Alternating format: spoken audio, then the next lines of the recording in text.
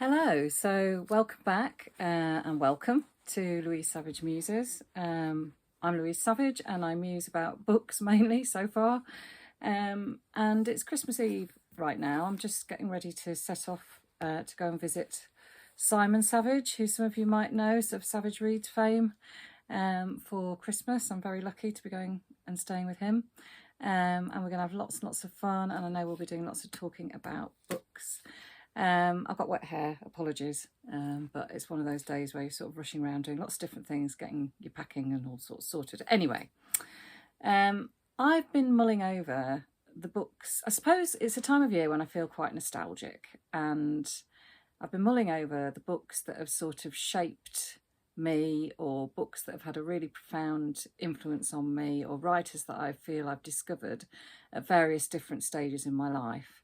So I thought, well, I'll just rummage through my bookshelves and look at the books that have shaped each decade of my life. I'm in my 6th decade, I think that's right. So there's quite a few. I think I've got 12 books here that I've taken 2 from each decade, and I'm just going to quickly sort of talk you through some of these books and how the effect they've had on me, really. And this is totally self-indulgent. I hope you'll enjoy it. I hope it'll give you some food for thought. So off we go. So the first one is a very, very battered and tattered copy of a book which sadly I think is now out of print. It's called The Story of Persephone by Penelope Farmer and Graham McCullum. And I think, you know, this book, I think as soon as I open it, you might understand why it had such an amazing effect on me as a child. I think it's probably another reason why I became a classicist. If you can see these amazing illustrations. Just looking to see, I think some of them are in colour. Or maybe it only gets to colour at the end. But this book has been very, very much loved, not just by me as a child, but also by, I used to read it to my siblings. There we go, we burst into colour at the end. I read it to my siblings, I read it to my children, and it's been a firm favourite in my family all those years. So it just tells the story of Persephone, who was raped by Hades. Doesn't sound very promising for as a child's book. It's not stated as rape in the book. He just comes and snatches her away and takes her down to the underworld, and her mother grieves in her absence and searches the world to find her, and all the crops die because Persephone's mother is the goddess of crops, Demeter, and eventually Persephone, an agreement is reached, and Persephone spends 6 months in the underworld with Hades as his wife every year, and 6 months with her mother in the world above. And the ancient Greeks used it as what we call an ideological myth, because the ancient Greeks used it to explain why we have the seasons. There we go. So that was choice number 1. From my first decade. Now, another book that really, really had a massive impression on me as a child was this one, Little House in the Big Woods by Laura Ingalls Wilder. And it tells the story of a family who are sort of pioneers travelling across the American West, and their sort of struggles to settle and find a place to stay.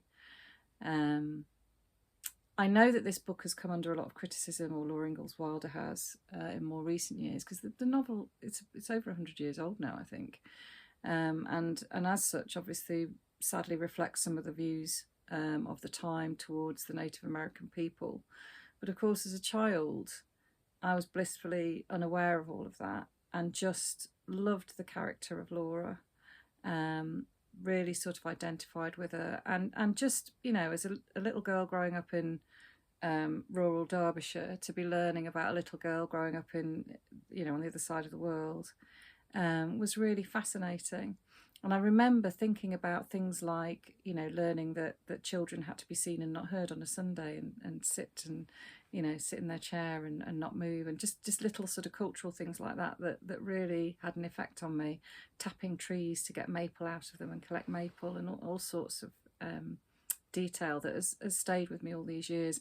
And I know this was one of the first books that I read on my own. that actually sort of motivated me. And I think there are another 6 or 7. I know I read them all. They follow Laura. I think they're largely autobiographical. So a little bit controversial, I know, but I would like to be honest about these things. And this was a book that really, really had an impact on me as a child, and the subsequent novels. Next up is Joan Aiken's The Wolves of Willoughby Chase.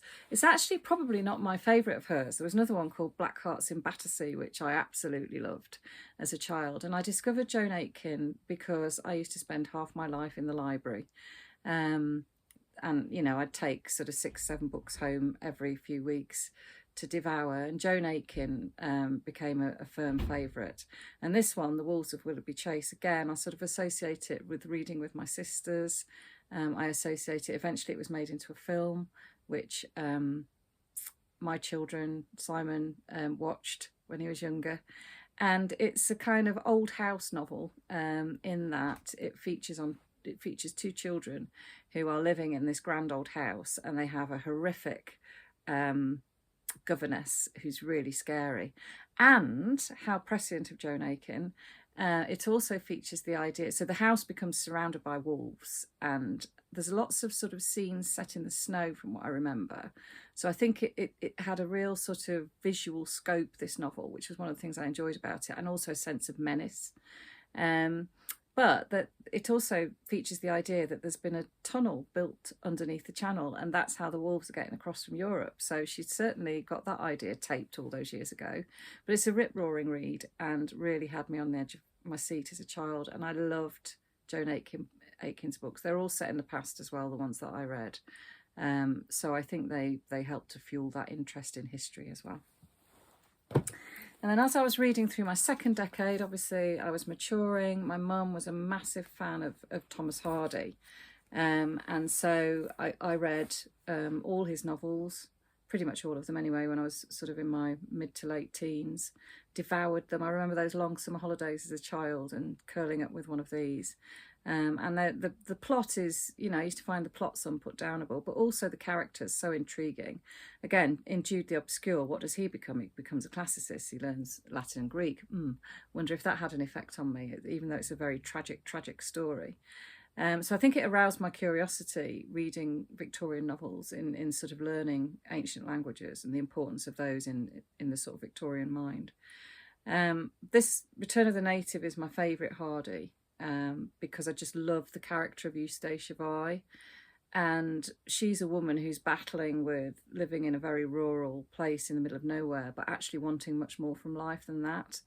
You know, she's got dreams, she's got ambitions, she feels she doesn't fit in. There are fantastic scenes of her dancing around bonfires, and the sort of landscape of the moorland where she lives has haunted me ever since. I love Dorset. I used to live in Wiltshire, and we used to go into Dorset an awful lot on family holidays. So, you know, I really loved this novel. I also absolutely adored the character of the Reddle man. He's a young man who goes around the countryside in his little caravan, and the images of that, you know, he's sort of covered in red because he sells a red dye, like a red chalk-like dye, which is what they used to use to mark the sheep on the moor. So he's red, and his caravan's red, and there's just this, it is just a wonderful immersive read from my point of view. And then I think probably moving on to my third decade now. Now, unfortunately, I can't find my original copy of the Lshaped Room. I've obviously lent it to somebody, as we do with our books, don't we? But when I was a student at university, I was a single parent, and I took Simon with me when he was 3. And I think this decade sort of featured really when you sort of become a student and you're meeting lots of different people, you get lots of book recommendations from them. And I'll never forget a male friend who lived next door to me when I was at university. He left a copy of the Lshaped Room on my doorstep for me to read, because it was about a young woman who was a single parent and was bringing up her child on her own, I think in London. And, you know, that was such an act of generosity, and I absolutely loved the book, and I think it really helped me to sort of maintain that drive for independence. It is a trilogy. This is the second book in the trilogy, called The Backward Shadow, and I went on to read all three of them. So there we are, The Lshaped Room. That had an impact.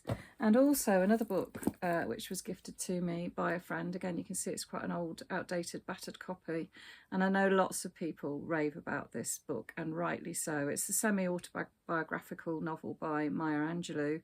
I think it was her first novel, I Know Why the Caged Bird Sings, and sort of tells the story of her younger self, and her experience with rape, and her experiences as a black woman growing up in the American South, her selective mutism, all those sorts of really gritty, unpleasant aspects of American history, but told with such warmth and such kind of honesty and directness, and without glamorizing, without romanticizing, without really blaming.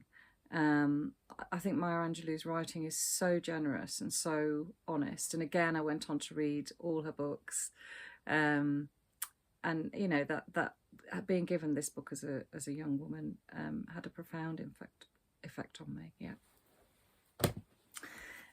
Next up, I seem to have got them in a bit of a muddle now, but I think this is the right order that I chose them in. Moving on to my fourth decade, I think. Not very good at counting. Is the novel Birdsong by Sebastian Fuchs. Again, I can really, really vividly remember reading this novel.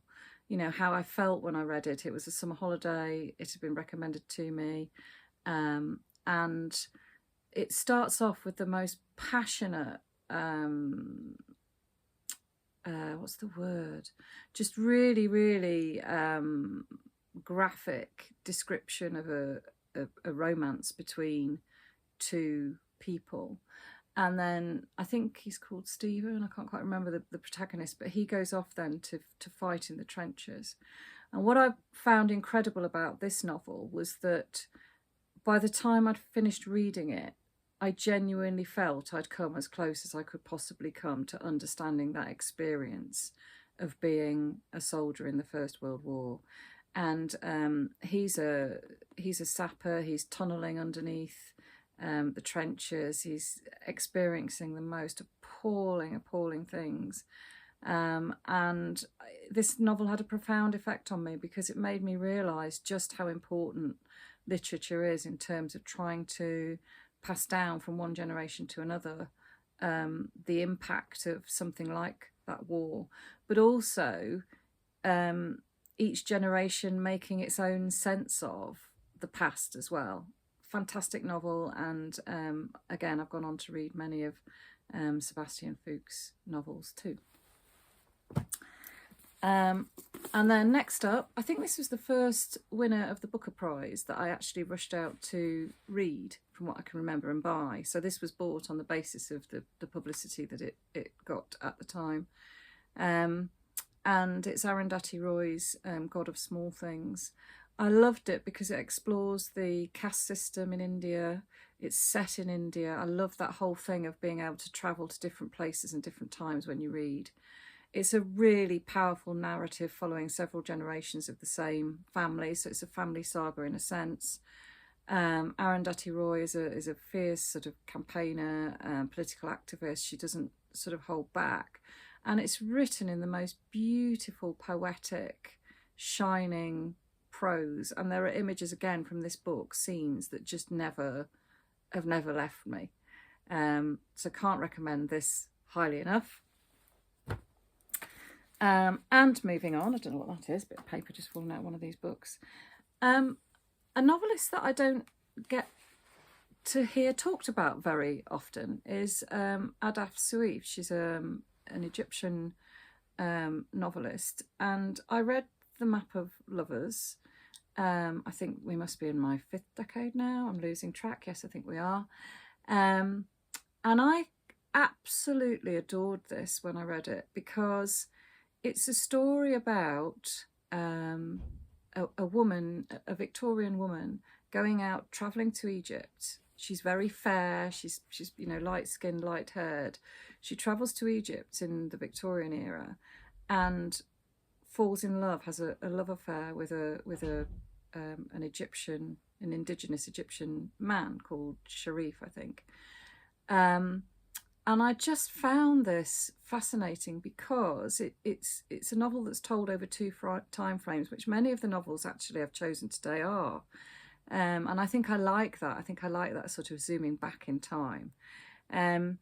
So she kind of experiences the female world of the Muslim women through the eyes of an English woman living in Victorian England. So you've got kind of very different attitudes towards female, what's the word? Well, you know, keeping women under control, basically. And I thought that sort of the way that it handles those sort of opposite cultures and sort of demonstrates that they're not quite as opposite as we might think. And also actually, and you know, don't read the novel, you'll see what I mean. Her sort of, the way that she actually feels quite safe when she's in that female environment really fascinated me. So I think, you know, I think this gave me a sort of showcase into the Muslim world, which was quite different from anything that I'd experienced before. It also is told through the eyes, I think it's her granddaughter who unpacks a case. She goes out to Egypt and she unpacks this case, and it's got all the letters, the love letters, and this whole sort of story of the affair is revealed through that. So I really, if you want a really beautiful, poignant love story, but also set against the backdrop of an Egypt that Adaf Souif knows so well and writes so well about. And I've read many of her other novels as well and found them really, really interesting.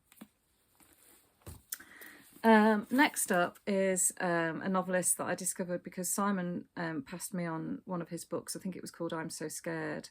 But this is my favourite. Amaniti is an Italian writer, so these books are translated, but they're translated brilliantly.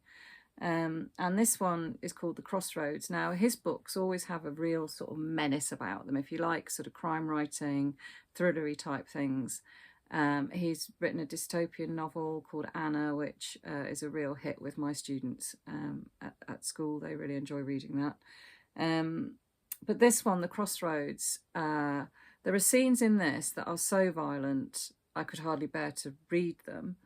But the point about it is that it kind of makes you understand. It's one of those novels that tries to unpick why people do terrible, horrible, awful, violent, dreadful things. He managed to almost make you occasionally empathise with the people that are carrying out these acts. And actually, you know, that's partly what fiction is for, I think, to try and sort of help you to see things through the eyes of people who are so different to yourself. I'm not condoning violence, obviously, but I am fascinated by it. I'm fascinated by what motivates people to perpetrate acts of violence. And it sort of tells the story of a group of Hell's Angels who rob a bank, and there's a young 13-year-old boy who gets entangled in that whole escapade, and it's really about what happens to him. Really visceral, not for the faint-hearted, this novel. I would imagine if you like Scandi Noir, that kind of thing, you may well enjoy this. Two novels left. So these are novels that have really had an impact on me, writers that are new to me in this current decade that I'm in. And one of these is The Snow Charr by Yoan Ivey. I was very lucky to see Simon interview her some years ago now in Oswestry at the wonderful Booker bookshop. Well worth a visit if you're ever in that neck of the woods. And this is just a beautiful, beautiful fable set in Canada. You can see in the snow and the ice, and it's about a couple who've been married for a long time. They can't have children, and suddenly this little girl appears in the woods outside the house, and at first they don't really think she's real, and then it gradually emerges that she probably is. But it's just a beautiful, beautiful story, all about the longing to have a child, the impact that a child can have when it comes into your life, but also about the relationship between these two elderly people as well. It's just a wonderful. I think probably I've bought this novel for as a gift more times than any other novel in the last 10 years. And then finally, oh wow, I am so excited because this is the only book so far of Elif Shafak's that I've read, but I was bowled away by it, and I think she seems to be the most fabulous, warm human being. She is Turkish. This novel is set in Istanbul. She obviously knows Istanbul very, very well. And it tells, it's called 10 minutes, 38 seconds in this strange world, I should have said. And basically it is the last moments of a dying woman, and it's her sort of reflections on her friendships and the people that she knows and she's met. So it's all the thoughts that are going through her head. And she has been murdered.